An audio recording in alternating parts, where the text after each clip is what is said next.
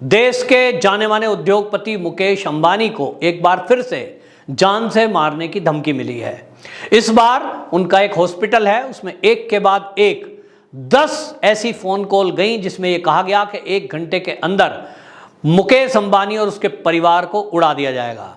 हालांकि इस मामले में FIR दर्ज हुई और उस व्यक्ति को गिरफ्तार भी कर लिया गया, लेकिन बात यह है कि आखिरकार इसके पीछे मानसिकता क्या है। आपको यह भी बता दूं कि जिसको गिरफ्तार किया गया है, पुलिस अभी प्रथम दृष्टया जो जांच कर रही है वो ये कह रहे हैं कि इस तरह से कुछ हमें लगा कि मानसिक विक्षिप्त लोग हैं जिसने ये फोन कॉल की है, यूं नहीं धमकी देकर कोई कार्रवाई करेगा ऐसा लगता नहीं है। इसके पहले हमने देखा था कुछ दिनों पहले जब उद्धव ठाकरे मुख्यमंत्री थे, एंटीलिया जो उनका घर है उसके पास एक गाड़ी में जिलेटिन की छड़ें रख दी गई थी और धमकाने की कोशिश थी, डराने की कोशिश थी, जिसमें मनसुख हिरेन नाम के एक व्यापारी का मर्डर हो गया था। और उस सबके पीछे मुंबई पुलिस और शिवसेना का खासम खास जो कि प्रवक्ता रहा था, सचिन वजे एक API था, वो नाम सामने आया था और आज वो जेल के अंदर बंद है। मतलब यह है कि मुकेश अंबानी को डरा धमकाकर वसूली करना एक बात है, लेकिन उनकी जान को भी खतरा है। और ये इसलिए क्योंकि इस देश में आपको बताएं कि चीन को पटकनी देने के लिए मुकेश अंबानी ने एक अच्छा खासा इन्वेस्ट किया और उसमें काफी तरक्की की है। और अब देश में देश का स्पेक्ट्रम देश के उद्योगपति 5G को लॉन्च करने जा रहे हैं। मुकेश अंबानी वो उद्योगपति होंगे जो चीन को टक्कर देकर चीन से काफी सस्ता और अच्छी क्वालिटी का नेटवर्क 5G में देने वाले हैं। मोदी जी ने इसका जिक्र किया है और सबसे ज्यादा इस 5G के आने से दिक्कत किसको है? चीन को। क्योंकि आपको बता दूं कि जो बॉर्डर एरिया है, वहां बॉर्डर एरिया में खास तौर पे लद्दाख में जहां चीन की सेना हमारी सेना के आमने सामने है, चीन 5G नेटवर्क का इस्तेमाल करता है। और मानव रहित प्लेन जो होते हैं, जो ड्रोन होते हैं, आपने देखा कि वो ड्रोन जो है इसी टेक्नोलॉजी से चलते हैं। और कई बार जानकारी जुटाने के लिए जिन यंत्रों का इस्तेमाल किया जाता है वो सैटेलाइट के जरिए या तो नेटवर्क के जरिए चलते हैं। और इन सब में 5G नेटवर्क का होना अपने आप में बहुत बड़ी ताकत भारत की सेना को देने वाला है। वहीं चीन का मुकाबला कड़ा करने के लिए यूं तो हमारी सेना आज भी पूरी तरह से सक्षम है, लेकिन उसके लिए जब 5G नेटवर्क भी उसके पास होगा तो यह ताकत कई गुना बढ़ जाएगी।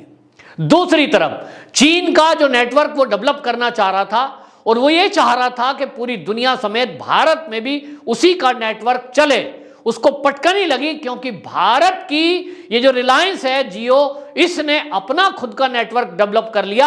अब दुनिया के कई देश इस टेक्नोलॉजी को लेंगे जिससे भारत मालामाल होगा और वहीं चीन कंगाल होगा।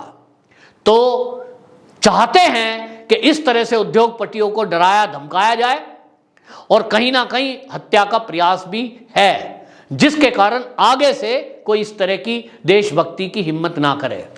आपने देखा होगा कांग्रेस हमेशा टारगेट करती है, तो टारगेट उसके निशाने पर राहुल गांधी हो, सोनिया गांधी हो और आजकल केजरीवाल जी भी एक ही नाम रटने लगे हैं, मुकेश अंबानी अडानी, मुकेश अंबानी अडानी, अडानी अंबानी। तो क्या ये हमारे देश के उद्योगपति, अगर इनका उद्योग आगे बढ़ता है, इससे देश का फायदा है या नुकसान है? दिक्कत यह है। तो कुछ लोग इसको टारगेट करते हैं, लेकिन हाल ही में मैं आपको बताऊं, ये सब देखते हुए जब एंटीलिया मामला हुआ था, इसके पहले ही IB की रिपोर्ट केंद्र सरकार को दी गई थी और उनको बताया गया था कि जिस तरह से कंपटीशन है दुनिया में, खास तौर पे चीन से कंपटीशन इस समय भारत कर रहा है। और इस कंपटीशन में, उद्योग के इस धंधे में जो हमारे देश के उद्योगपति हैं वो खाली अंबानी नहीं, इसमें टाटा भी है, इसमें महिंद्रा भी है, इसमें बजाज ग्रुप भी है, इसमें कई सारे उद्योगपति हैं जो कड़ी टक्कर चीन को दे रहे हैं और इसके कारण से उनकी जान को खतरा है।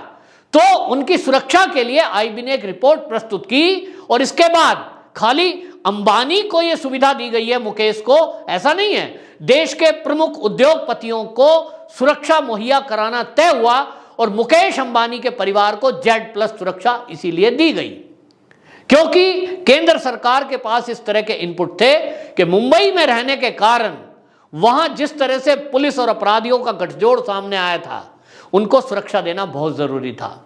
और इसका नतीजा मिला भी कि एंटीलिया मामले में यदि ये सुरक्षा नहीं होती तो शायद जिलेटिन की छड़ें जिस तरह से रखी थी, हो सकता है कि उनके परिवार की गाड़ी के नजदीक ले जाकर के उसका ब्लास्ट कर दिया जाता। आज वो सुरक्षित हैं तो इसलिए हैं कि केंद्र में जो सरकार बैठी है वो सब मामलों को देखती है और संजीदगी से देखती है।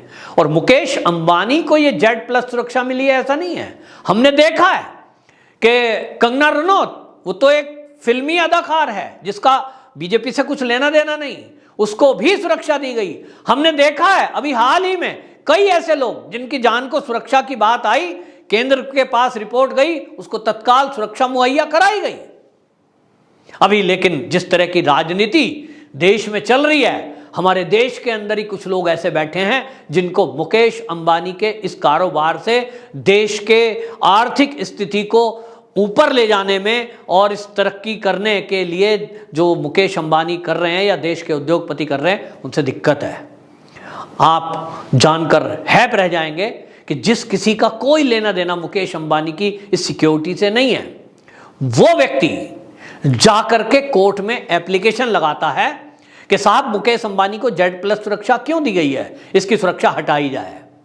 और ताज्जुब यह है कि इस एक व्यक्ति की एप्लीकेशन पर कोर्ट बाकायदा नोटिस जारी कर देता है, और एक नहीं 2-2 बार, कि मुकेश अंबानी के परिवार को जो Z सुरक्षा दी गई है Z+ केंद्र सरकार के द्वारा, ये त्रिपुरा की हाई कोर्ट ने बाकायदा उसको लेकर याचिका थी, 2 अंतरिम आदेश जारी कर दिए कि मूल फाइल वो कोर्ट को उपलब्ध कराई जाए और बताया जाए कि मुकेश अंबानी को Z+ सुरक्षा क्यों दी। अब आप सोच समझते हैं, त्रिपुरा, मुकेश अंबानी रहते हैं महाराष्ट्र, वो कोई त्रिपुरा की कोर्ट, और त्रिपुरा की कोर्ट में कोई व्यक्ति एप्लीकेशन लगाता है, क्या लिंक है दोनों का? क्या दिक्कत है भाई? उसे कोई कंपटीशन भी नहीं है, वो कोई उद्योगपति भी नहीं है कि उसे ये चिढ़ है कि मुकेश अंबानी को आपने सुरक्षा दी, मेरे परिवार को नहीं दी, मैं भी तो एक उद्योगपति हूं। बिल्कुल नहीं है, वो एक आम आदमी, लेकिन एप्लीकेशन लगाता है और कोर्ट आश्चर्यजनक तरीके से वो फाइल मंगा रही है कि फाइल प्रस्तुत करो, मूल फाइल हमें लाओ। केंद्र सरकार की जो IB है, इंटेलिजेंस ब्यूरो, उसकी फाइल आप मंगा रहे हो, यानी गुप्त दस्तावेज आपको प्रस्तुत करें जिसमें लिखा हो क्यों, किन कारणों से, किन किन से खतरा है। ये क्या है? इसको लेकर हालांकि सुप्रीम कोर्ट, और सुप्रीम कोर्ट की जो खंड है वो खंडपीठ जो है उसमें जस्टिस जो चीफ जस्टिस हमारे देश के NV रमन, न्यायमूर्ति कृष्ण मुरारी, न्यायमूर्ति हिमा कोहली, इनकी खंडपीठ ने उस पर स्टे लगाया है कि भाई ये सुरक्षा बरकरार रहेगी और आपको फाइल नहीं दी जाएगी। वरना अगर सोचो, इसकी सुनवाई में अगर सरकार पहल ना करे और सॉलिसिटर जनरल इसके बारे में तत्काल प्रभाव से कार्रवाई ना करें, वो तुषार मेहता हैं, उन्होंने कार्रवाई की और उन्होंने जवाब प्रस्तुत किया कि भाई IB की गुप्त रिपोर्ट है, उसके आधार पे सब कार्रवाई होती है।